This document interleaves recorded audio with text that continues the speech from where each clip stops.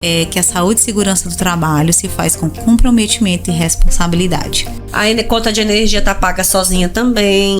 Onde não estiver CIPA, tem que ter um designado, ou seja, alguém que vai representar aquele instituto da CIPA.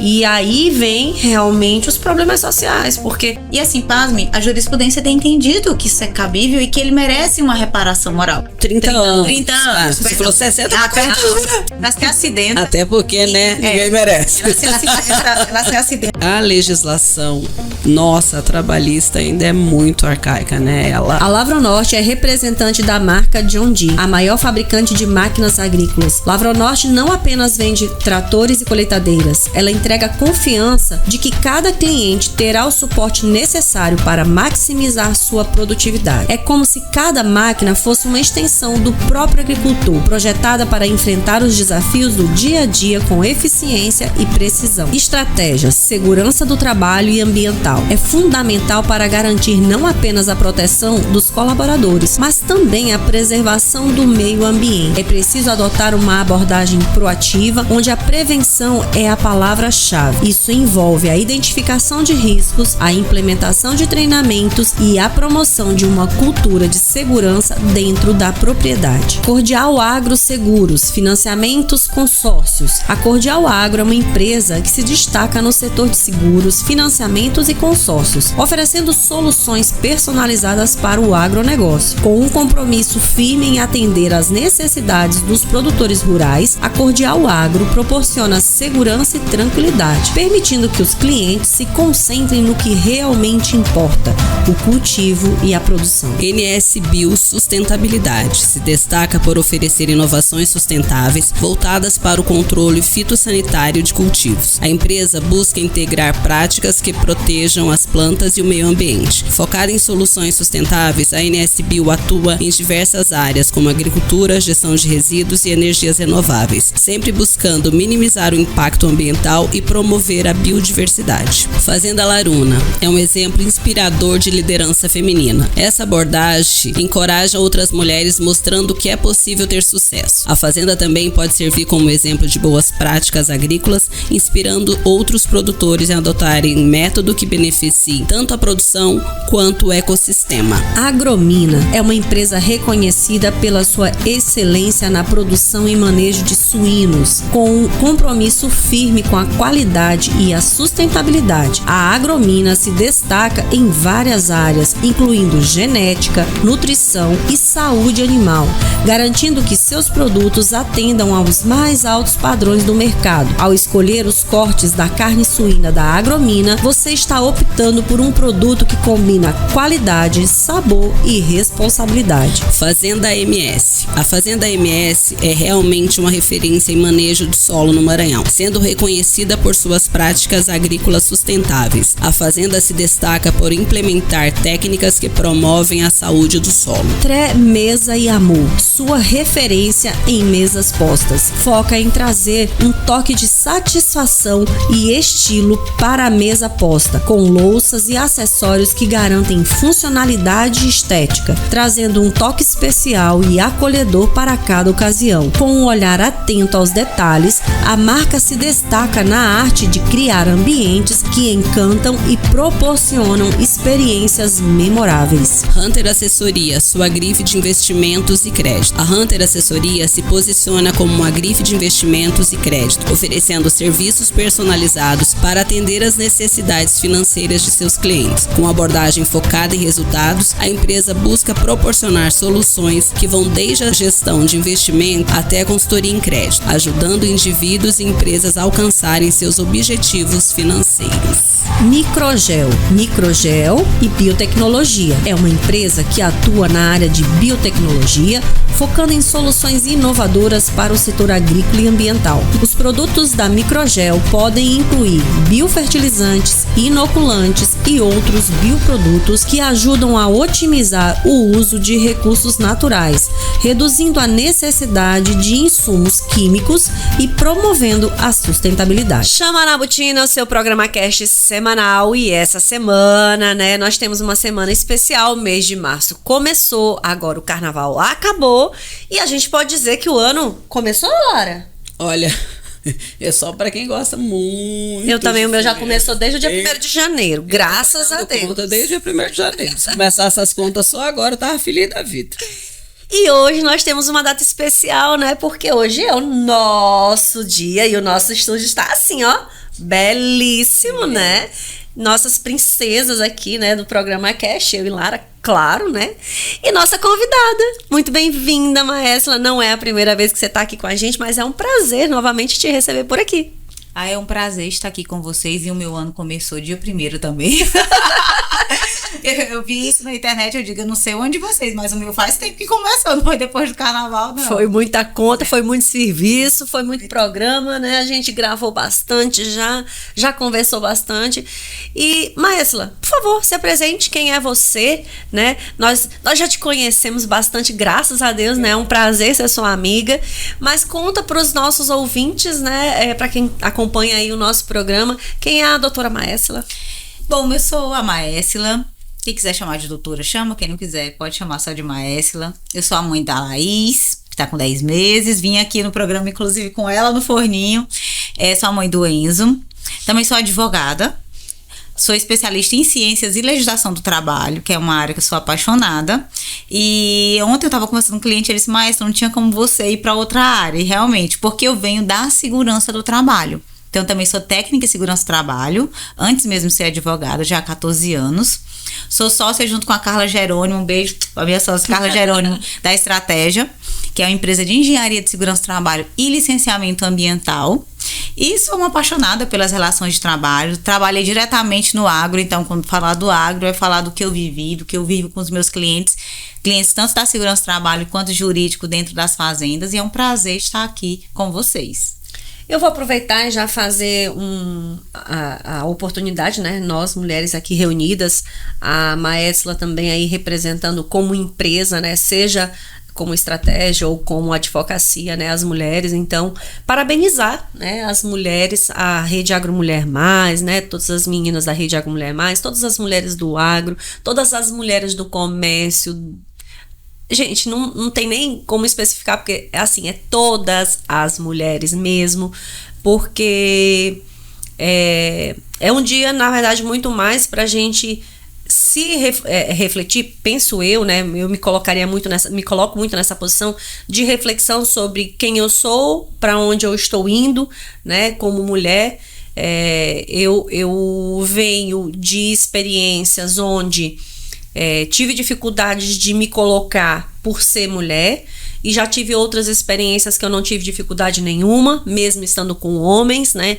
Então, a gente sabe que essa questão de preconceito e todas essas relações que a gente tem vão ter relações mais fáceis, outras nem tanto, e que a gente deve estar preparada para assumir aquilo que nos é colocado, né? Então, muitas das vezes, e eu percebi que não é brigando, não é se impondo que a gente ocupa um lugar.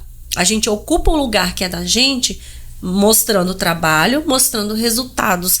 É uma forma muito mais eficiente, né, de se posicionar dentro do mercado, dentro do trabalho e tudo mais.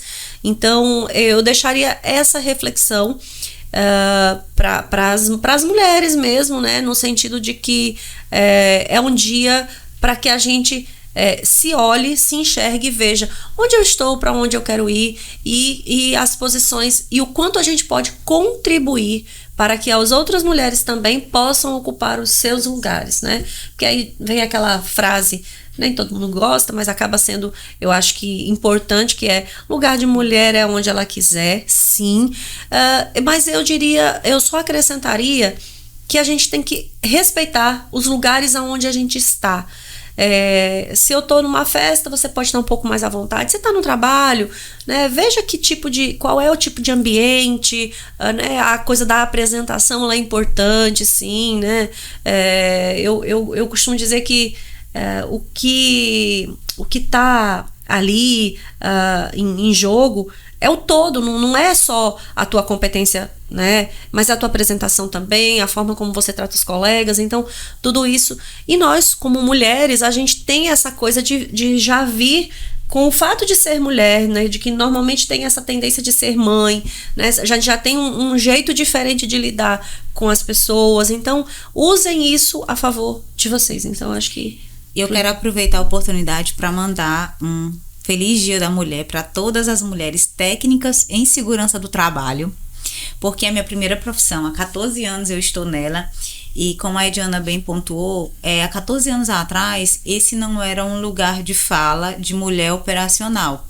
Quando eu comecei de fato, Ediana e Lara, ir para as fazendas, não se via mulheres. Eu não conhecia aqui na região uma mulher que de fato, ela estava dentro de uma fazenda, ela dava um treinamento, estava no campo. As mulheres da parte de segurança do trabalho, elas ficavam mais na administrativa e ainda eram pouquíssimas nessa área.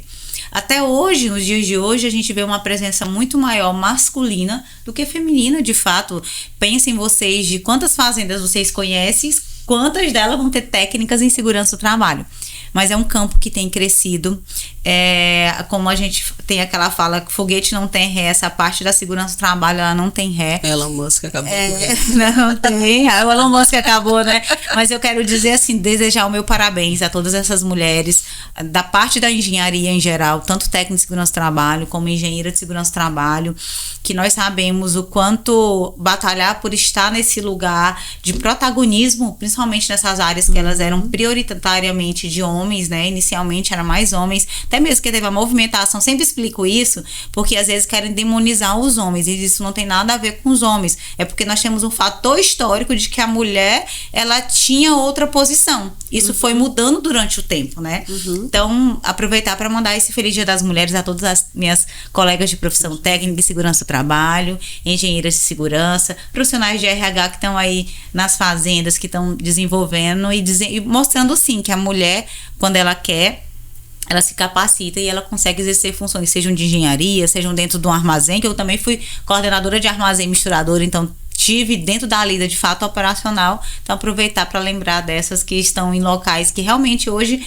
podemos ser protagonistas, mas que muito tempo olhávamos assim, nossa, eu quero falar com quem? O chefe. Com o chefe. Quem que é o chefe aqui? Então, sou eu. Então assim, era bem complicado, mas hoje, graças a Deus, a gente tem tido um caminhar. Tá mudando, né? Tá mudando. Então, já que tá todo mundo dando os parabéns, eu quero parabenizar todas as mulheres. Eu sempre tive mulheres muito fortes na minha vida. Minha mãe, minha avó, minhas filhas. E dizer pra você que se você consegue arrumar a casa, fazer o almoço com cólica, pronto, não preciso dizer mais nada. Mais nada, é verdade. Mais nada. O resto a gente vai tirando de Eu já falei que a gente só não domina o mundo porque a gente não conseguiu decidir a roupa ainda. que vai escolher a cor da unha, vai ser difícil. Mas, doutora Maérsila, com toda essa sua expertise nesses temas, né, relacionados à segurança do trabalho, a própria ao trabalho como um todo, não vou nem falar, né, nem segurança, mas a questão de conhecimento a respeito de trabalhos e trabalhos operacionais, né, que você tem essa expertise, essa experiência mesmo. É uma área que a gente tem muita ou pouca mudança, por exemplo, de legislação, e como é que isso tem se operado ao longo dos anos? Bom, na legislação trabalhista em si, nós temos muita alteração. Inclusive, na época do Covid, amanhecia o MP e anoitecia outra MP. Mas, trazendo para a parte de segurança do trabalho, nós temos tido uma atualização nas nossas normas regulamentadoras. Até para quem está em casa conseguir entender, hoje na esfera trabalhista, nós temos a Constituição Federal, que rege tudo, temos a CLT, que é a Consolidação das Leis do Trabalho, que é a norma geral, e vamos ter dentro do campo da segurança do trabalho as normas regulamentadoras. E essas normas regulamentadoras, elas estavam gritando, faz uma mudança, pelo amor de Deus. E essa mudança, ela tem sido feita nos últimos anos, tá? Inclusive, eu até comentei essa semana com um cliente que a NR31, que é a norma rural, ela merecia ter uma participação de quem realmente está dentro de uma fazenda para poder direcionar ela. Porque as nossas normas hoje elas não são feitas para o ambiente rural. Mas respondendo pontualmente à sua pergunta, tivemos uma atualização, que inclusive vai entrar em vigor agora, dia 26 de maio de 2025, que é a da NR1. Essa alteração ela estava muito esperada e ela traz mudanças significativas tanto para os profissionais da segurança do trabalho. Então nós, por exemplo, eu enquanto estratégia, enquanto consultoria, tive que me debruçar, estudar, estamos até capacitando toda a nossa equipe técnica para fazer essa elaboração, quanto diretamente para as empresas que a partir de 25 de maio deste ano terão que prestar conta dessa nova formatação dentro da sua esfera de segurança do trabalho. E como é essa prestação de conta hoje? Por meio da escrituração digital, que é o e-social. Então, já concluindo aqui a sua resposta, sim, temos bastantes alterações, por isso que é de suma importância que a empresa tenha uma consultoria, eu digo que é cada um no seu quadrado. Sim. O gerente sabe plantar, sabe colher, o aplicador aplica, o que opera o trator, e quem faz a segurança do trabalho. Mas, no final, tudo isso é para que a gente tenha o quê? Eu falo que não é só produtividade, é para que a gente tenha lucro. Porque se você teve uma produtividade alta, mas se você tem lá, de repente, um acidente de trabalho, ele pode comprometer toda essa produtividade em custo, né? Sim. Então, todo mundo trabalha para que a gente tenha um trabalho de forma que gere lucro. E a segurança do trabalho, ela é parte desse processo produtivo. E essa legislação se altera constantemente. No caso, o e-social ele já existia, né? Então, assim, o que não havia ainda era essa comunicação entre a norma e o e-social. Tipo, o e-social, ele veio, ele foi sendo implementado, né? Foi prorrogado e tal. Então, chegou uma hora que, tipo assim, agora não tem mais volta mesmo. Então, essa atualização, ela vem para exatamente comunicar com toda essa formatação agora digital, vamos dizer assim? Exatamente. A gente lá na estratégia sempre dá um exemplo. Lembra da nota fiscal manual? Lembra que a obrigação de fazer o documento fiscal, ele sempre existiu. Sim. O que passou a ser diferente? Que agora, quando ela passou a ser digital, o governo já tem posse daqueles dados de imediato. Não é que nunca foi obrigado, sempre foi obrigado a ter a nota fiscal. Com a segurança do trabalho do mesmo jeito. Sempre foi obrigado a ter a segurança do trabalho. Quem? Todo mundo que contrata pessoas, seja ela pessoa jurídica ou pessoa física, que é o empregador ou equiparado. Por exemplo, o produtor rural é um CPF e ele tem lá o CAPF, ele é equiparado a empregador rural. Ele é um empregador rural, ele já tinha essa obrigação. Com a chegada do e-social, que foi feito um cronograma de implantação, inclusive a última fase agora foi para os órgãos públicos, foi só as datas de quando começaria de fato a isso ser informado para o governo. Antes eu tinha aqui, por exemplo, o documento de segurança do trabalho que ficava arquivado na empresa para quando a fiscalização viesse. Agora não. Essa documentação ele já vai direto para o governo por meio de uma escrituralização digital, que é o e-social. Então, nós não estamos falando de novas obrigações, não. Nós estamos falando apenas de mais uma obrigação acessória, que é o quê? Informar isso ao governo. Então, essa última alteração da NR1, que é o que? Os riscos psicossociais, nós vamos se aprofundar um pouquinho mais nele. A partir de maio de 2025, o PGR, que é o Programa de Gerenciamento de Riscos, tem que ter a avaliação do risco psicossocial e ele tem que ser comunicado dentro do e-social. E isso, Diana, é de tamanha importância, eu sempre explico para os clientes que é o seguinte: nós não somos obrigados a passar recibo de tudo, sabe? Isso Sim. que os nossos pais, avós disseram. Quando você comunica a parte de segurança do trabalho, você está passando recibo. Você está informando coisas da sua empresa para o governo. E algum dia ele pode vir te prestar conta sobre isso. Então é muito importante que as empresas saibam muito bem quem que está fazendo manuseio desses dados. Não é só fazer por fazer, mas o reflexo disso futuro. Então, ao fazer uma contratação, a empresa ela tem que verificar quem eu estou contratando. Tem respaldo? Tem um CNPJ? Que dados estão sendo enviados? Tem que ter esse cuidado, que não é só para dizer fiz, mas como isso foi feito. Então, o e-social, de fato, agora ele tem o quê? Ele tem uma cópia dessas informações da empresa e uma vez declaradas, uma vez a fiscalização pode vir prestar conta. Olha, eu quero saber se de fato isso existiu ou de fato isso não existiu. Então, é dentro desse eixo que o e-social está pairando agora. É muita coisa, né? Assim, pra gente pensar, organizar, e você tem realmente que ter uma administração muito bem feita, né? Porque, como você estava falando, a fazenda não é só a lavoura. Então, eu acredito assim, que quem está na parte, quando eu falo administração, não é o proprietário, é quem está ali cuidando, vendo quanto está saindo de produto, quanto está voltando, quem foi contratado, quem não foi contratado, como é que eu vou fazer isso, fazer exames exame demissional, mudança de função. Exatamente. Então, isso tem que ter, né, essa parte da propriedade, porque realmente, como você falou, a multa, vamos dizer assim, o prejuízo vem grande, né? Porque e a gente sabe que a legislação nossa, a trabalhista ainda é muito arcaica, né? Inclusive, ela é mais velha que a minha avó, se eu não me engano a data dela. É ainda 1943, né?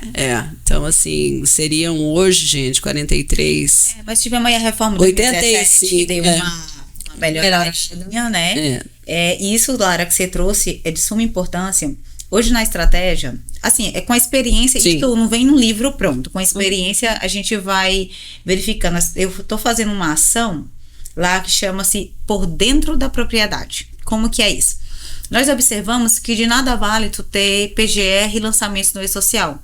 Se o gerente da operação, o gerente da unidade, não é o RH, não é o dono, é quem está lá na linha de frente. Se ele não entende que isso é parte do processo produtivo.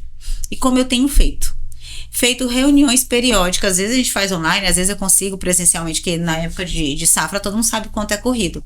Mas para esse gerente entender como a tomada de decisão dele dentro da propriedade pode trazer um reflexo enorme. Vou dar um exemplo para vocês. Eu tenho uma Marta Marcelina, vou chamar assim, e a Marta Marcelina é trabalhadora volante da agricultura. E o que ela faz é trabalhar no armazém de grãos. Mas aí ela tá lá dentro da fazenda. Então, o gerente João pegou a Marta Marcelina e levou para auxiliar na aplicação. Só que o gerente João não comunicou ninguém. Ele não falou para o RH, ele não falou para a segurança do trabalho. E aí, Deus me livre, a Marta Marcelina vai lá que ela se acidenta, são nomes fictícios, tá? Ela se acidenta. Até porque, né, ninguém merece. Ela se acidenta lá com um produto fitossanitário. Qual é o reflexo disso, Maestro, para a empresa? Que é isso que a empresa quer saber. Bom, a Marta Marcelina, como era trabalhadora volante da agricultura lotada dentro do armazém de grãos, ela vai ter ficha de EPI para trabalhar no armazém de grãos, ela vai ter treinamento para trabalho no armazém de grãos e até os exames dela protegem ela quanto trabalha lá no armazém de grãos. Mas não contra a aplicação de produtos fitossanitários. Então, nesse momento, a empresa... Porque o tipo do EPI muda, a atividade empresa tem muda um completamente. passivo enorme. Ela não está treinada para a atividade. Deus me livre, acontece um óbito. Marta Marcelina tinha ali 35 anos. Digamos que o salário dela fosse R$2.000. E aí ela tem uma expectativa de vida de 65 anos. Não, a indenização mínima... Não, é dentro da base da legislação. A legislação mínima você pegaria o quê? R$2.000 vezes 12 vezes 65. Dá para imaginar? Aí é daí que nós temos as ações milionárias de segurança do trabalho. Então, a conta é feita em cima da expectativa de vida independente da idade que eu tenho hoje. Não, hoje de 35 ou de para chegar a 65. Não, então, aí seriam 30 anos. 30 anos. Você falou 60. Não, seria 30 anos. Mas aí em relação à expectativa de vida, em relação à expectativa de vida, seria 30 anos. Sim. E por que esses milhões, esses que nós estamos na casa de Mi aqui, só com isso, fora os outros reflexos. Eu já fazia a conta. Tudo porque porque não teve um treinamento. Não comuniquei quando eu mudei a Marta Marcelina para que ela fizesse o exame de colinesterase, para que ela tivesse de repente orientação, para que ela tivesse de repente EPI. E o próprio EPI. Porque hoje na legislação brasileira nós temos a tal da culpa objetiva do empregador, ele responde diretamente. Então o que essa empresa tem que ter? A segurança do trabalho que você contrata é para gerar documentação a favor, para proteger, para regularizar, mas que essa documentação possa servir em um momento. Teve um acidente, você tem que evidenciar que tinha ficha de EPI, que tinha ordem de serviço, que tinha treinamento. Mas se o gerente João não enxerga isso como parte do processo produtivo, ele pode comprometer. Não adiantou ele colher 70 sacas. Pega o valor disso. Eu tenho ações na Justiça do Trabalho aí de 900, 1 milhão, 1 milhão. Então, assim, ganha isso, mas você vai gastar com advogados, anos. Fora que quando há um acidente de trabalho na unidade, pode ser aberto um inquérito civil do Ministério Público do Trabalho. E aí são outros desdobramentos. Pode ter responsabilização, inclusive, Ediane Lara, criminal. É apurado isso. Sim. Como nós já tivemos em Brumadinho, como nós já tivemos em outros casos famosos no Brasil, no qual foi atestado a responsabilidade criminal dos gestores, que é o segurança do trabalho, que é os gerentes. Então, assim, não é só o menino técnico de segurança ou a menina técnica de segurança. Não é só o treinamento de 8 horas. Não quero esse treinamento, não tenho tempo para fazer. Isso é parte do processo produtivo. Isso bem feito gera uma capa de blindagem. É isso que as empresas têm que ver. Não é perca de tempo, é investimento. Então nós temos o ativo homem, que é o capital humano. Nós temos o ativo financeiro, que dizem que são as coisas mais importantes do negócio. E a segurança do trabalho está dentro dos dois. Quando prejudica o homem, o teu melhor operador acidentado, ele te serve, Adriana, na tua fazenda? Não. E tua produtividade alta com acidente de trabalho e indenizações para tu pagar, compensou ou não compensou? Então a segurança do trabalho, ela tá dentro dos principais ativos: ativo homem, capital humano, e ativo financeiro. Então, se você não quer ter esses prejuízos, se você não quer, o teu gerente, ele tem que vir para dentro disso. E é isso lá na empresa que a gente começou a fazer. E eu dou nome para as coisas. Eu chamei de operação dentro da propriedade. Porque não adianta eu conversar com a moça do RH. Não adianta eu... é minha contabilidade. O que eu escuto muito. Como advogada, nem como segurança do trabalho. Quem que faz essa segurança? É minha contabilidade que cuida. Você nem sabe, a pessoa nunca foi lá. Não existe segurança do trabalho à distância. Não existe. Essa barreira, essa proximidade, ela tem que existir. Ontem mesmo, eu estava aqui com o pessoal na empresa, onde eu vim ler, eu preciso que o RH, e que era até na parte da obra civil, que ele entendesse o que era um PGR, porque ele tem que entender que a decisão que ele toma dentro do canteiro de obras pode fazer ele perder todo o lucro daquela obra. E isso tem surtido muito efeito. O gerente tem ficado mais atento, tem buscado saber sobre isso.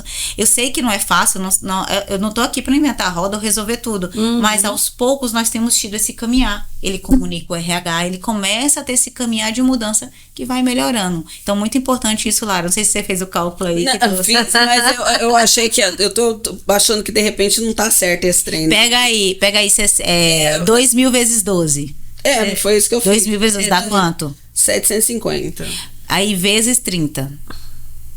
Não, R$2.000 vezes 12, que é o ano. 24. Vezes 30. Foi isso que é o número de anos. Isso é uma das indenizações. 720 mil. 720 mil, uma das indenizações. Mas tem outra, moral, tem não, então, mas o que eu ia perguntar, né, voltando a essa questão da indenização, é a Marta Marcelina de Cujos, aí não tinha filhos. Aí, no caso, quem é que vai receber? Os pais? Segue a linha sucessória. Ascendente, descendente. Então, só para entender isso, que igual vai receber, né? Os pais. Tá, e aí, e se os pais chegam com cada um com seu advogado? Não, a gente quer fazer um acordo e receber tudo agora. Isso acontece? Não, mas esse normalmente é pedido tudo logo. Sim, é pedido tudo logo. Não vai pagando mês a mês. Um ano. Um ano também. Esse é o fato. Então, mas essa é a bancada. E aí estamos entrando no outro esfera, vamos entrar, até não estava na pauta, mas eu quero falar sobre isso, até para atentar as empresas. Nós temos tido uma movimentação na jurisprudência, que eu até considerei uma movimentação perigosa, que são para além dos legítimos, quem é? Filhos e pais. Alguns colaterais que comprovem ter sofrido abalo e dano por aquele acidente passaram a ter direito a uma reparação específica, chama-se dano moral. O esposo, a esposa? O irmão. Não, o esposo acho que é direto. O padrasto. O esposo, mas eu tô falando de... Como que vai acontecer? Um caso que eu teve uma ação trabalhista, fiz o acordo lá com a viúva. Passar ali algum tempo, o pai do Decujos entrou pedindo um dano moral. E assim, pasme, a jurisprudência tem entendido que isso é cabível e que ele merece uma reparação moral. Só que isso abre um precedente ad infinito. Então, eu sou melhor amiga, também tô sentindo. Não, eu sou a prima que morava junto. Então, tá gerando uma bola de neve. Voltando aos personagens fictícios, né? A pessoa falece, a viúva, dali 6 meses aparece outra viúva. Não, aí ela tem que... Não, quando eu falo outra viúva não casada, né? Não, aí essa daí já é uma pauta para outro podcast. Só isso.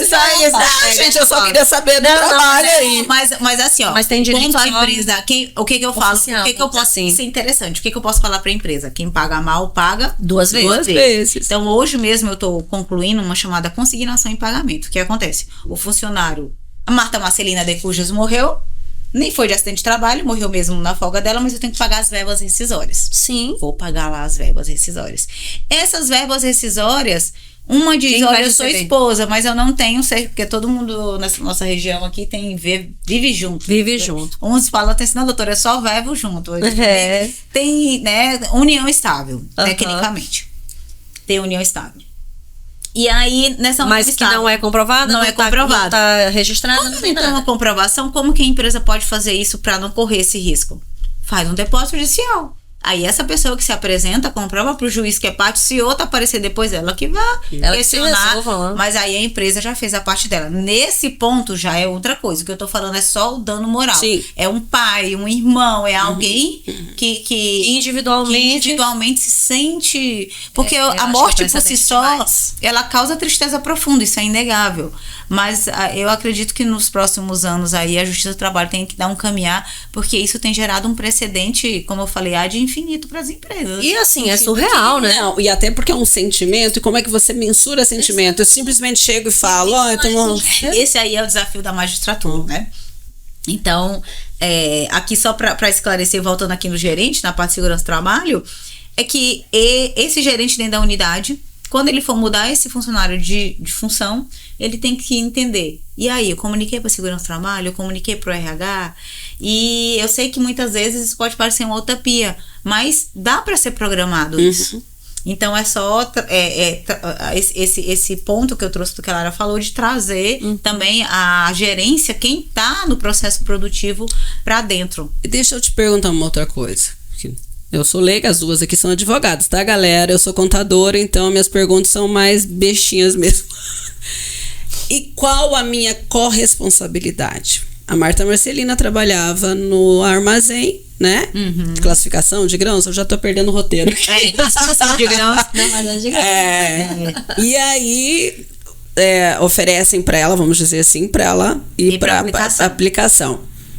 E a parte de eu falar não ou eu ir sabendo que não estava correto. A Marta Marcelina. É isso. Nós temos algo fantástico, isso, Lara, que você não tem nada de bestinha, tá?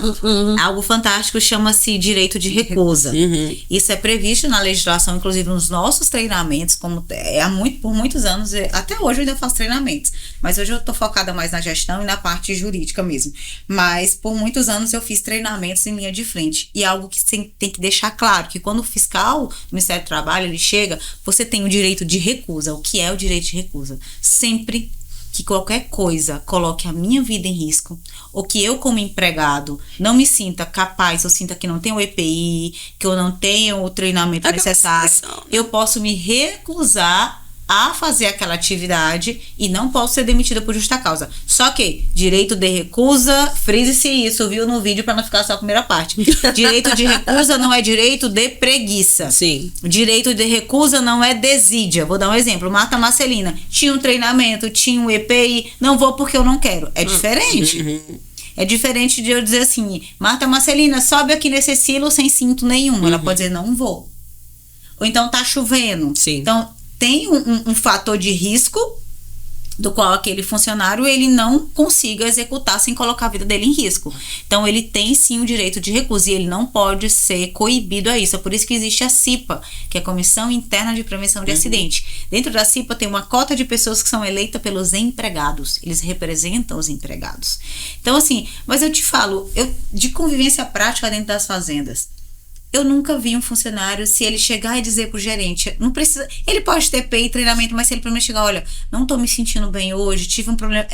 Gente, as relações dentro das fazendas, elas são muito objetivas. Então, é muito difícil, eu desconheço, assim, lógico que tem situações, mas que um gerente vai pegar uma pessoa e botar numa condição de que ela vai perder a vida dele. Não, ele só quer cumprir o trabalho. Sim. Agora, o que tem que ser feito antes de atividades de risco, chama-se análise preliminar de risco. Como que eu ensino isso? Prática na segurança do trabalho. Para quem não entende norma. É o que aqui pode me matar. Faz um 365 graus. Aquela máquina tá ali, eu não posso entrar debaixo dela, ela funcionando. No direito nós chamamos assim, conhecimento do homem médio. O que é o conhecimento do homem médio? Eu e você sabemos que se eu pegar um fio pelado com eletricidade, eu posso levar choque. Você precisa ler uma norma, ou você precisa que exista um treinamento específico te dizendo que se você meter o dedo na tomada vai te dar choque? Não. Conhecimento do homem médio. Se eu me coloco do lado de um equipamento que está sem proteção, com um negócio que pode me cortar, conhecimento do homem médio. Então, assim, com esse conhecimento do homem médio, ele pode dizer, sim, se ele tem condições ou não de executar aquilo. Mas existem atividades que o homem médio não pode prever. É por isso que a segurança do trabalho, a empresa tem que ter os procedimentos operacionais padrão. E a equipe tem que estar orientada quanto àquilo. Vou dar um exemplo para vocês que tem muito na nossa região. Bandequeiros. Todo mundo sabe o que é.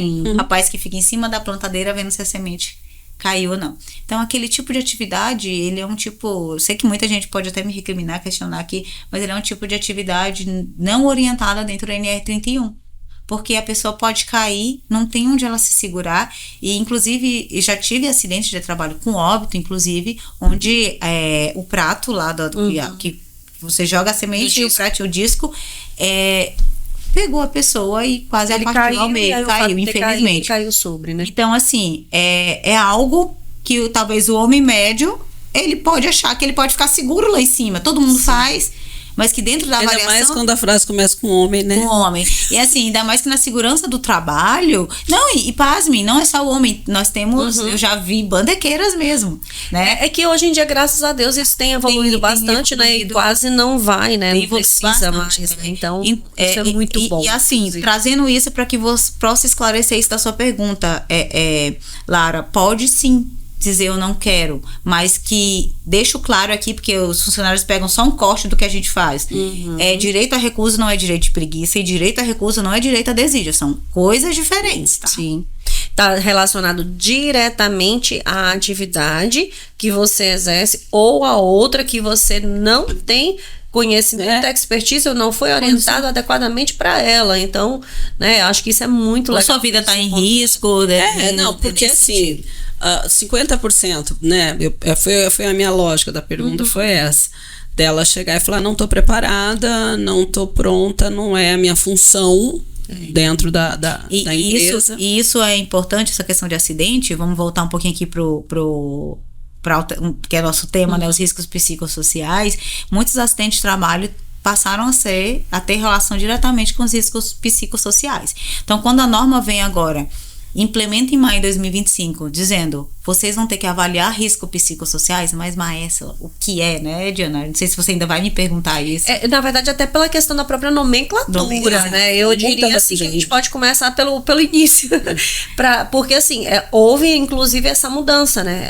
A gente tem uma mudança aí de nomenclatura dentro da própria norma, quer dizer, que vai além do trabalho por si só. Por si só, exatamente. Olha, tem a Agência Europeia de Trabalhadores de Segurança do Trabalho, ela divulgou um número que 45% dos trabalhadores, eles possuem um problema psicossocial relacionado ao trabalho. E o que é o risco psicossocial? Ele está previsto no item 1.5.3.1.4 da NR1. Que é só para saber que isso realmente é uma norma. E trata-se do contexto social de trabalho. Maestra, que contexto social? Se aquele funcionário ele tem excesso de jornada de trabalho, se ele tem excesso de metas de pressão para o trabalho. Nós temos aí o burnout que se difundiu nos últimos anos, tivemos até pessoas famosas falando sobre ele.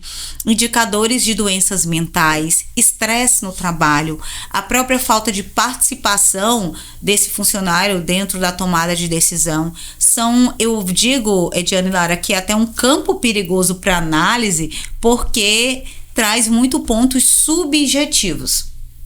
Então, lá na empresa, para você ter ideia, a gente está contratando hoje, a norma não prevê, tá? Mas a gente está fazendo uma análise junto com, vamos ter uma assistência de um psicólogo dentro para poder fazer essa matriz desse risco. Porque eu até peço para os colegas das empresas de engenharia de segurança do trabalho, técnicos de segurança do trabalho, tenham muito cuidado ao dimensionar isso para as empresas. Porque isso vai abrir quando você comunicar no e-social, isso vai abrir um precedente enorme. Empresas, antes de lançarem os riscos psicossociais de vocês, peçam para revisar, chamem a psicóloga da empresa, que tem empresa que tem essas psicólogas que fazem recrutamento e seleção, porque esse risco psicossocial, vocês perceberam que eu falei, pode ter relação cargas extremas, metas, estresse no trabalho. Gente, vocês conhecem algum trabalho que ninguém se estressa? Eu tava querendo mandar meu currículo. Então, vocês conhecem, hoje vocês conseguem deixar, dia a dia, né? Vocês conseguem, se você teve um problema de estresse, tem uma carga, um histórico de carga de problema de estresse lá na sua casa, você consegue não trazer isso pro trabalho. Só se fôssemos, tem uma série que eu gostaria de instruir, que chama-se Ruptura, da Apple. E ela tem o seguinte: é feita uma ruptura quando a pessoa entra no trabalho, ela esquece o que ela era em casa. Nossa, quando ela vai pra casa, ela entra no elevador, ela não lembra de nada do trabalho. Isso é aquela historinha da árvore, né? Você chegar na árvore e falar assim, eu vou deixar aqui todos os meus problemas, aí eu entro no trabalho, aí quando eu saio do trabalho, eu passo lá na árvore e pego de novo aquele saquinho dos meus problemas de casa e deixo do trabalho. Pra não ter resquícios psicossociais do teu pessoal dentro do teu trabalho, e eu não sou nenhum especialista, mas eu acredito só se nós fizéssemos a ruptura. Mas há indicadores severos, por exemplo, jornadas extensas de trabalho. Enfim, não tô aqui para defender escala ou não, cada empresa tem sua forma, mas que isso vai ter que ter uma atenção, porque agora vai pegar, isso vai ser dimensionado, vai ser comunicado, né? Então, os riscos psicossociais, eles estão dentro de todo, se o funcionário ele tem participação ativa na empresa, até isso tem se levantado. Então, assim, mexe muito na parte estrutural de como nós fizemos as coisas até hoje. E mexe também o seguinte, de repente eu e você, nós estamos trabalhando na mesma função, e pra mim tá de boa, eu tô feliz, eu tô alegre, e mas ela simplesmente não gostou do ambiente, não gostou dos colegas de trabalho, não se adaptou, ela não tá feliz ali. É muito subjetivo. Por exemplo, a Marta Marcelina. Imagina tem a Marta Marcelina e a Marisol, um exemplo. Duas funcionárias. Marta Marcelina e Maria Marcelina. Vamos botar nomes comuns. São irmãs. São irmãs. Uma dorme bem à noite, então ela chega no trabalho, tá toda disposta. A outra tem muita insônia. Então ela é uma pessoa que ela já tá mais irritada, nada pra ela tá bom. Então, assim, são vários fatores que vão ser analisados. Sim. Então, por isso que eu fiz essa chamada para que nós, colegas da segurança do trabalho, tenhamos muito essa cautela e esse crivo, porque não é só lançar risco psicossocial, dizer que ele é médio, grave ou alto, não. Tem que ter uma matriz de risco para essa avaliação. Então, não é algo... Quem vai fazer isso? Quem vai fazer isso, a norma não prevê que tenha necessariamente que ser um psicólogo. Mas eu, como profissional da área de segurança, oriento que as próprias empresas de segurança do trabalho tenham alguém para, pelo menos, desenvolver a matriz. O que é a matriz? São os parâmetros de análise. Então, um psicólogo, alguém que dê um treinamento desenvolvendo esse parâmetro de análise. Por exemplo, lá na empresa a gente já estava fazendo isso. Pra você ter ideia, eu comecei a estudar, nós começamos a estudar a NR1 ano passado. Então, ela ainda vai em maio. E a gente já vai ter treinamento agora com os psicólogos para treinar os técnicos para fazerem isso. Como não é uma coisa simples, tem um layout novo no e-social. E no que isso vai ter reflexo? Que vai lá pro bolso.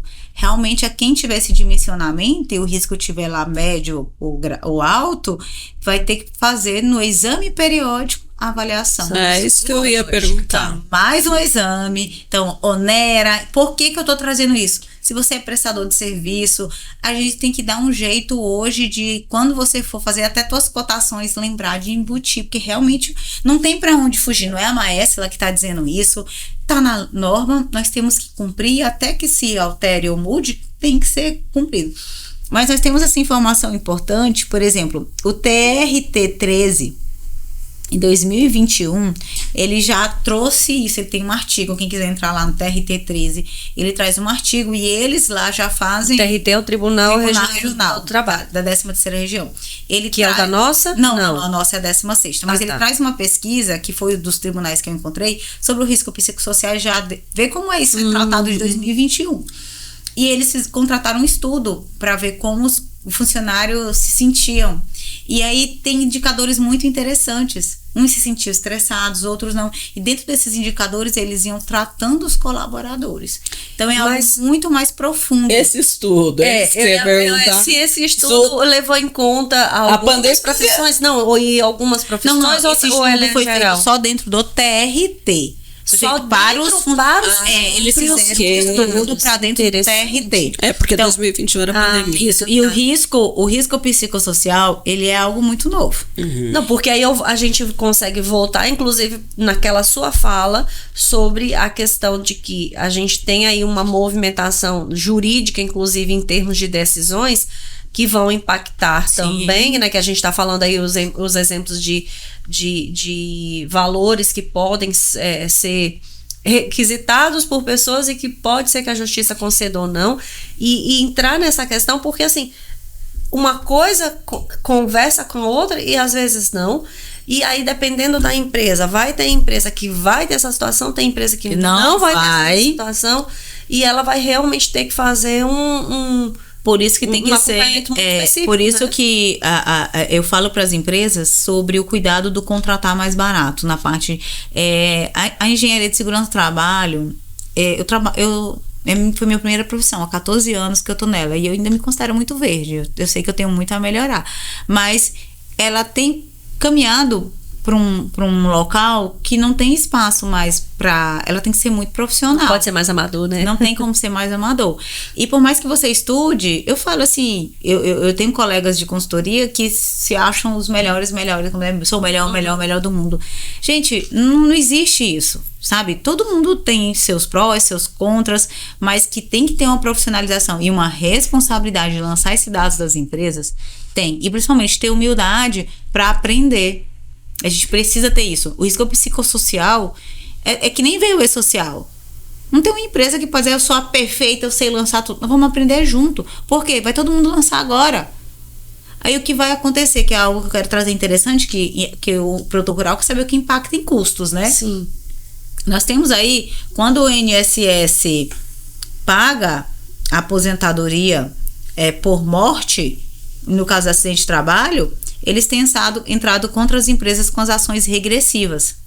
Aí você imagine o que vai acontecer, porque o número de pessoas que nós temos afastado por doença mental, vou falar assim, que são estresse ou burnout, ansiedade, e que se houver um nexo, no nome técnico, segurança, nós chamamos nexo de causalidade, o que é isso? Fator doença versus o fator trabalho, ter essa ligação, daqui um dia nós teremos outras regressivas do INSS em face dessa configuração. Então, por isso que as empresas têm que ter uma tomada de decisão e ter muito cuidado com o que vai ser lançado nos seus documentos. Para a gente até finalizar isso, o que precisa saber as empresas? A partir de 26 de maio de 2025, tem que estar lançado. Vai ser. Qual é o prazo? 26 de maio de 2025. Qual é o prazo do E-Social? Tudo que aconteceu até dia 30 daquele mês tem que ser lançado até dia 15 do mês subsequente. Então, no mês subsequente, já vamos ter que estar renovado esses PGRs com esses riscos psicossociais. Então, chamem suas consultorias, conversem com ela, não é algo que se faz à distância, não terceirizem, é a minha contabilidade que vai se virar com isso. Gente, é algo que pode comprometer a sua empresa e isso vai impactar, onerar lá no seu PGR. Imagine análise psicológica para um monte de funcionário. Uma coisa é você ter 3, outra coisa é você ter 70 funcionários. Deixa eu passar a mensagem aqui para Carla, inclusive. Eu já fico pensando, né, você tá falando de 70, eu já tô pensando em quem tem 500, 600. Eu tô pensando tudo isso e tô pensando uma outra coisa, porque vez por outra eu vejo uns videozinhos muito legais em relação a essa geração que aí está adentrando ao mercado de trabalho, né? E assim, eu vi alguns vídeos que eu sei que são reais, né, porque é uma profissional que coloca ela não cita nomes, tudo, mas conta os fatos, né? E aí ela fala exemplos do tipo, a pessoa... de exemplos de candidatos, né? E outras situações do tipo, por exemplo, a pessoa já está trabalhando na empresa, a meta era essa, a pessoa alcançou a meta, ainda está na metade do ano, aí ela liga, a pessoa começa a faltar. Oi, Lara, o que foi? Eu já bati minha meta. Eu já bati minha meta. Tô de férias, tô na praia. Mas, não, peraí. Como assim? Né? Então, assim, a gente não tá, na verdade, sequer preparado para isso, que é importante, né? Eu entendo que tem realmente a sua importância. E a gente tem que lidar ainda com essa nova geração que está chegando, que vem com um comportamento completamente diferente também. Né? Seja no sentido de não vou trabalhar hoje não, né? Mas aí que não sei, é um trabalho fixo também. Eu falo em termos de assumir a responsabilidade e estando dentro da empresa, né? Não quero trabalhar hoje. Entendo quando você fala, por exemplo, da diferença entre o direito de recusa com a desídia e tudo mais. Então, assim, o estar próximo vai fazer toda a diferença nesses casos, não é? E assim, e aí eu trago, agora como eu sempre gosto, eu gosto muito da minha área de especialização, que não é só direito do trabalho, é ciências e legislação do trabalho. Então eu estudo todo esse comportamento e essas mudanças dessas gerações. E aí eu trago em contrapartida, eu li um artigo e depois teve várias pessoas que fizeram vídeos nesse contexto, dizendo assim, mas de fato agora a gente não sabe mais quem é a geração certa. Somos nós que trabalhávamos 10, 12, 14 horas por dia e estamos adoecidas, cansadas, estressadas, surtando? Ou são eles que não querem adoecer, querem aproveitar mais o momento, querem viver? Porque a gente faz um paralelo, nós achamos que nós somos 8 nem 80 também, a certa, né? Nós achamos que nós somos a certa, o artigo traz isso. E eles acham que eles que são certos. Mas nesse caminhar dos riscos psicossociais, o que nós temos, o que tem-se é que, por exemplo, essa geração que ela se expõe menos ao estresse, ela pode não ser uma geração que tenha muito essa questão da ansiedade, mas de repente não se sabe se ela vai ser uma geração tão realizada. Então, assim, porque a doença mental, ela não vem só porque tá estressado, não, mas também da falta de propósito, da falta de realização. Então, esse caminhar aí, que nós vamos... Lembrei de outra coisa. Que nós vamos pra frente, né? Mas hoje, o que é importante a empresa ter? Hoje, o que é importante a empresa ter? Quando você dói o dente, você vai no dentista. Se você precisa tomar um medicamento, você vai no médico. Vai no hospital, né? Se você quer comprar semente de qualidade, você vai onde vende semente de qualidade.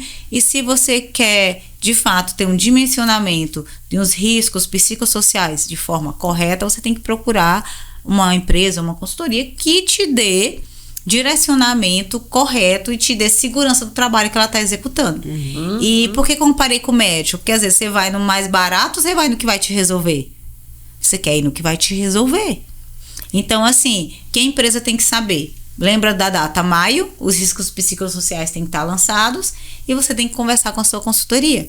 Que já era para eles ter te comunicado isso. Se não comunicaram, já deveriam. Porque as matrizes estão mudando. Inclusive, nós mandamos e-mails, estamos mandando até com a questão dos contratos, alguma coisa, informando para os clientes. Porque essa mudança ela tem que ser informada. Eu acredito que nós teremos aí um ano de implementação, de ajustes, até que se configure e veja o que vai acontecer. Mas o que eu peço, tenham cuidado com o que vocês lançam. Muito cuidado, não é só botar que o grau é médio, alto, não, cuidado, porque isso vai gerar reflexo em exames, isso vai gerar reflexo caso aquele funcionário traga um atestado naquela condição. E principalmente, hoje nós temos ações como a CIPA, que tem que ter o dia do treinamento lá sobre a questão mental, e as empresas têm que investir nisso, porque nós trabalhamos com pessoas. Se essas pessoas não estão bem, o trabalho entregue não vai ser bom. E para as empresas, por exemplo, porque as CIPAs são acima de 20 empregados, né? A urbana. Na urbana e na rural? Na rural, a partir de 50, salvo me engano. Mas tem pelo PNAE também. Tinha que aí vai depender da atividade. Atividade. Mas se a gente pensar em ir nessas empresas, vamos voltar só do exemplo das 20, que eu acho que é importante. Empresas menores de 20 empregados, tem uma orientação diferente ou... A norma prevê que onde não estiver CIPA, tem que ter um designado, ou seja, alguém que vai representar aquele instituto da CIPA. Mas, eu só tenho 2, 3 funcionários. Esses funcionários têm que ser treinados, capacitados da mesma forma. Sim. Entendeu? Então, vale para todos. Não é algo que não, isso não se aplica, não. Vale para todos. Entendi. Tá bom? Você estava falando sobre essa questão das pessoas, né? E é um ponto realmente importante, porque, assim, igual quando você fala, né? Esses jovens, eles não vão se expor tanto. Mas são jovens que, na verdade, vieram num momento onde a maioria dos seus pais estão sustentando eles. Então, estão numa zona de conforto que é muito legal, né? Tipo assim, né? Eu visto roupa legal, eu ando num carro legal, eu como legal, porque a comida nasce... Aparece na geladeira sozinha. Brota. Aí a conta de energia tá paga sozinha também, né? Então, assim... quando a gente fala do balançar e tudo mais, é que assim, eu entendo que essa nossa geração, eu vou até falar que eu tô no meio, vamos dizer assim, porque assim, se eu pegar, por exemplo, uma geração realmente 50 a mais, é uma geração que trabalhou realmente de 8 a 12 horas e tava tudo bem. Ninguém tá louco por conta disso. Aí hoje você vem com uma geração que quer trabalhar 2, 4 horas por dia e ganhar o mesmo tanto que o cara que trabalha às 8. Então, peraí também, né? Então, assim, tem umas coisas que... E o que mais me preocupa, trazendo para a questão socioemocional e tudo mais, é que é uma geração que não quer necessariamente, ela é uma geração que não, é a história do estar sozinho, né? Estar só. Ela está só, mas ela tem que estar conectada. Ela não dá conta de ficar desconectada. E aí vem realmente os problemas sociais, porque a mente, né, quer dizer, ela não consegue viver sozinha. Ela só consegue viver sozinha no mundo dela lá se ela tiver com o Wi-Fi funcionando ou com a rede funcionando, porque o celular tem que estar funcionando. Se você desplugar esse celular, você despluga a pessoa junto. Então, assim, tem muita coisa hoje que envolve essas questões que eu acho que dentro do direito do trabalho, dentro da relação trabalhista, realmente tem sido um grande desafio, né? Porque aí, de novo, né? Olhando para os nossos empresários, né? Sejam eles urbanos ou rurais, em termos de preparação para lidar com as pessoas. E Ediana, esses dias eu falei lá até na estratégia, eu tava falando com a minha coordenadora lá, e eu disse pra ela, olha, o maior desafio não é elaborar o PGR. O maior desafio é lidar com as pessoas, eu falo enquanto organização, enquanto empresa mesmo, é lidar com os egos, com as dúvidas, e nós estamos vindo de uma geração, eu não gosto de usar muito, tipo, termos, que nem é bonito nos podcasts usar os termos em inglês, eu prefiro trazer o abrasileirado mais. Entregar mais, que é o famoso over delivery, né, que os americanos chamam assim. Mas nós temos um caminhar de uma geração que não faz sentido pra gente. Por exemplo, quando eu aprendi a trabalhar, eu fui ensinada por os meus chefes, pelos meus gestores, que a excelência, prestar um bom trabalho e já era a minha recompensa, me tornar não era só o meu salário. Já hoje não, hoje nós temos assim, te entreguei essa caneta, é R$1, acabou. Tem preço, tudo tem preço. Você entendeu? Na minha época, não vou falar na minha época, minha forma de trabalho. Eu quero entregar a caneta, mas eu quero botar dentro de uma bolsinha bonitinha, eu quero fazer uma entrega, Hoje não. As pessoas estão fazendo o mínimo, dentro do limite, e assim, eu não as culpo, né? O que eu penso é o seguinte, o teu processo de seleção. Se você dentro da tua expertise com o direito do trabalho, com ciência de geração do trabalho, com o mercado de trabalho, eu vejo que está dentro do recrutamento e seleção. Nós temos muita pressa em contratar, e falo nós, eu mesmo, por desespero contratamos errado, o primeiro que aparece. Não contrate o primeiro que aparece. E tem algo que as pessoas falam, e eu estive dentro de uma empresa essa semana passada para fazer um manual de conduta, e se tem um funcionário que ele não tem a visão, a cultura, ele nem entende o que ele está fazendo ali, ele vai te dar um problema. Então, te demore em contratar e não te demores em demitir.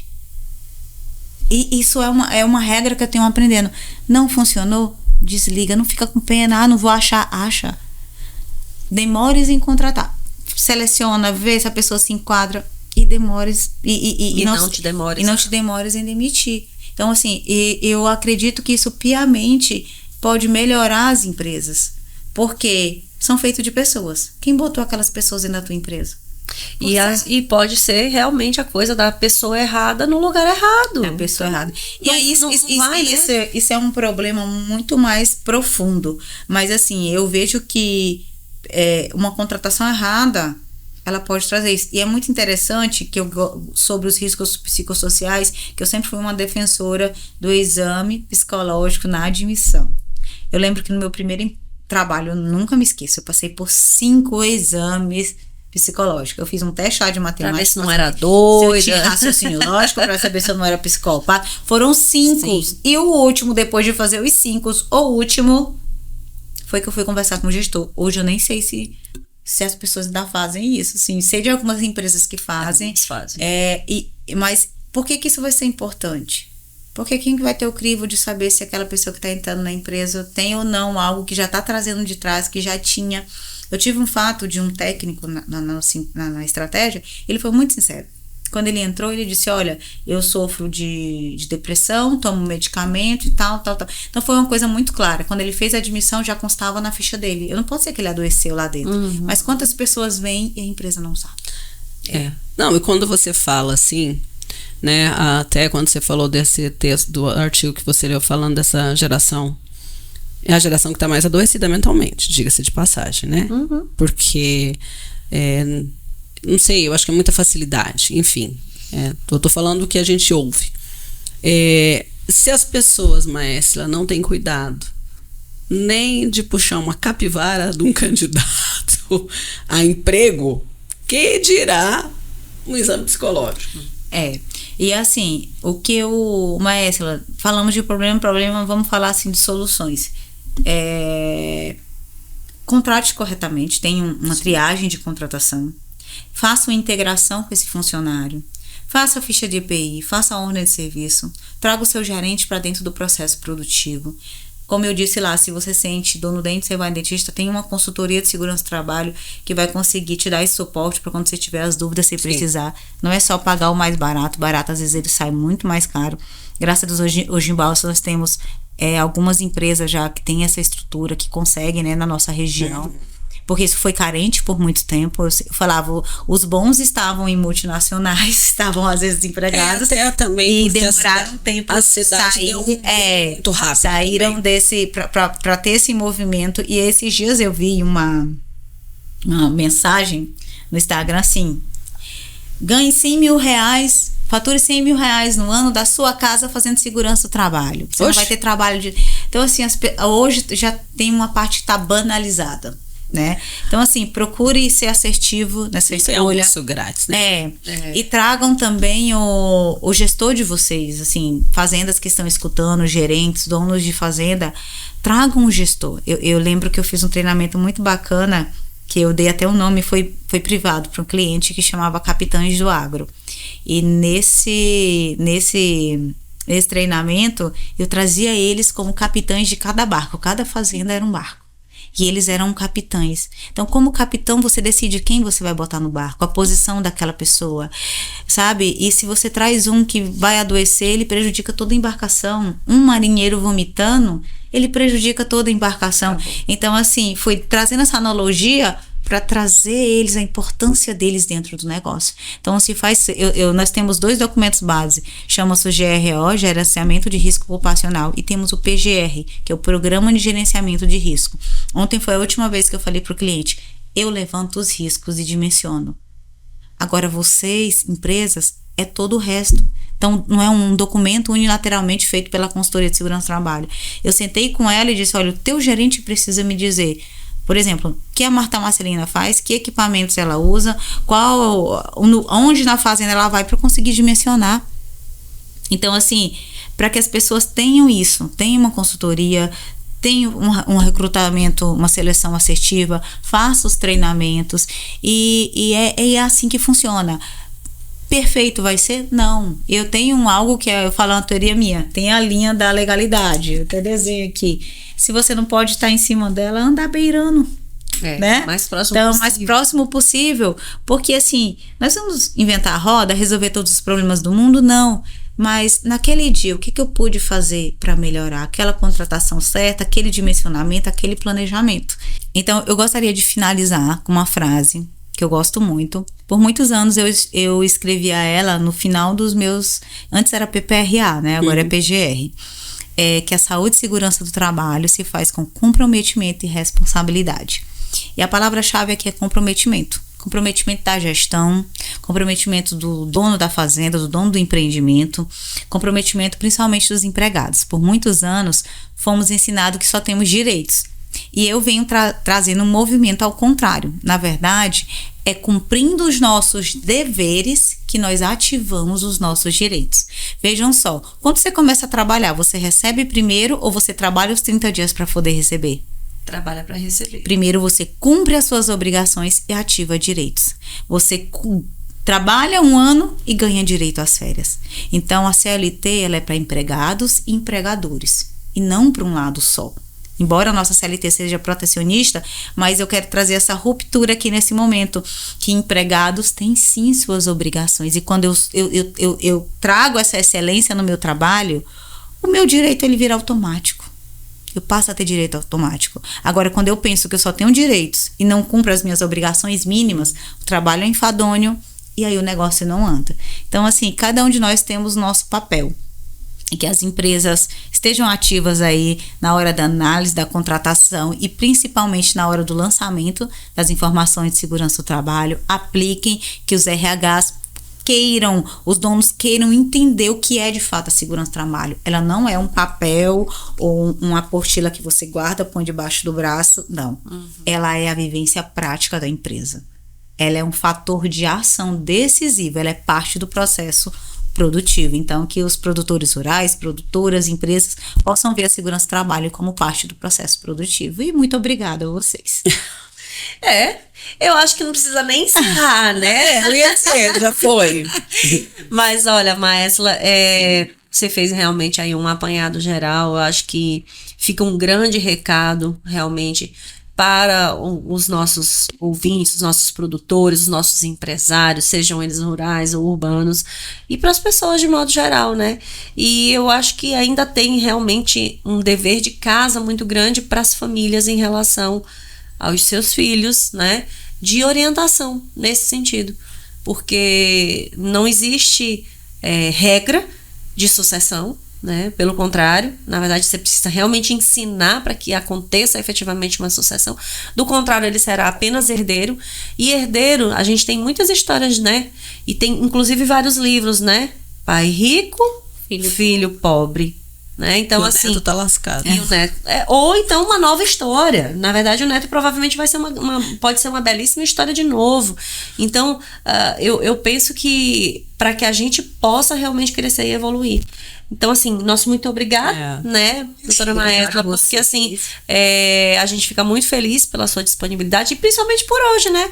Dia da Mulher, então, fazer esse programa aí especial para todos. Então, é isso. É isso.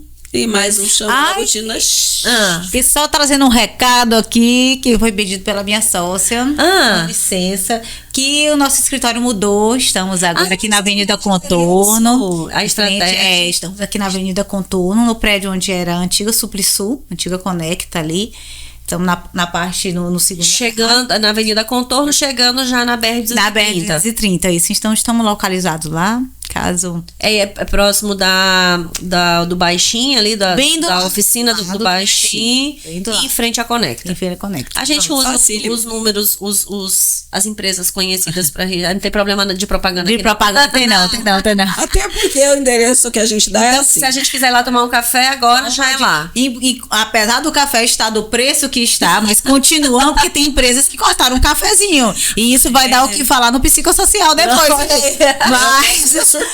Mas, porque eu já ouvi mais, continuamos servindo o seu cafezinho, viu? Pode nos visitar. Maravilha, então.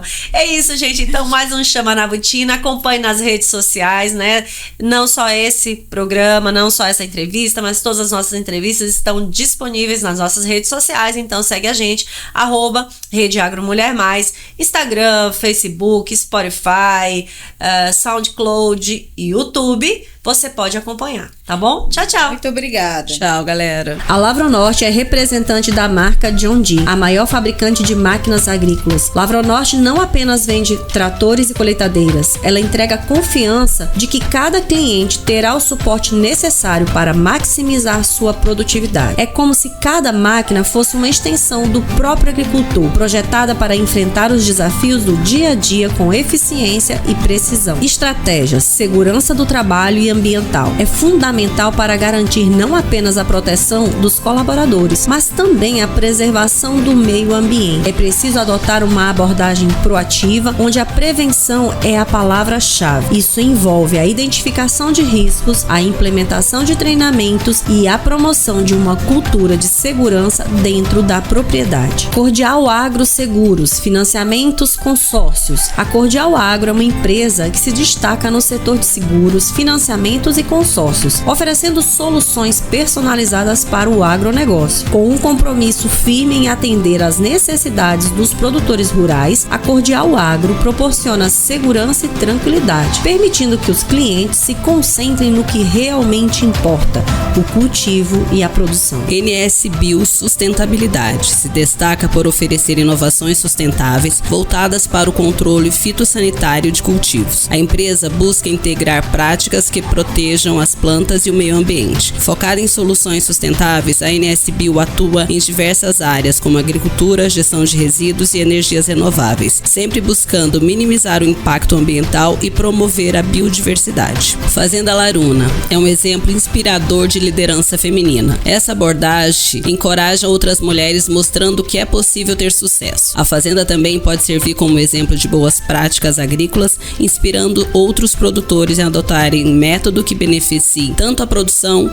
quanto o ecossistema. A Agromina é uma empresa reconhecida pela sua excelência na produção e manejo de suínos, com um compromisso firme com a qualidade e a sustentabilidade. A Agromina se destaca em várias áreas, incluindo genética, nutrição e saúde animal, garantindo que seus produtos atendam aos mais altos padrões do mercado. Ao escolher os cortes da carne suína da Agromina, você está optando por um produto que combina qualidade, sabor e responsabilidade. Fazenda MS. A Fazenda MS é realmente uma referência em manejo de solo no Maranhão, sendo reconhecida por suas práticas agrícolas sustentáveis. A fazenda se destaca por implementar técnicas que promovem a saúde do solo. Tré Mesa e Amor, sua referência em mesas postas, foca em trazer um toque de satisfação e estilo para a mesa posta, com louças e acessórios que garantem funcionalidade e estética, trazendo um toque especial e acolhedor para cada ocasião. Com um olhar atento aos detalhes, a marca se destaca na arte de criar ambientes que encantam e proporcionam experiências memoráveis. Hunter Assessoria, sua grife de investimentos e crédito. A Hunter Assessoria se posiciona como uma grife de investimentos e crédito, oferecendo serviços personalizados para atender às necessidades financeiras de seus clientes. Com abordagem focada em resultados, a empresa busca proporcionar soluções que vão desde a gestão de investimento até a consultoria em crédito, ajudando indivíduos e empresas a alcançarem seus objetivos financeiros. Microgel e biotecnologia. É uma empresa que atua na área de biotecnologia, focando em soluções inovadoras para o setor agrícola e ambiental. Os produtos da Microgel podem incluir biofertilizantes, inoculantes e outros bioprodutos que ajudam a otimizar o uso de recursos naturais, reduzindo a necessidade de insumos químicos e promovendo a sustentabilidade.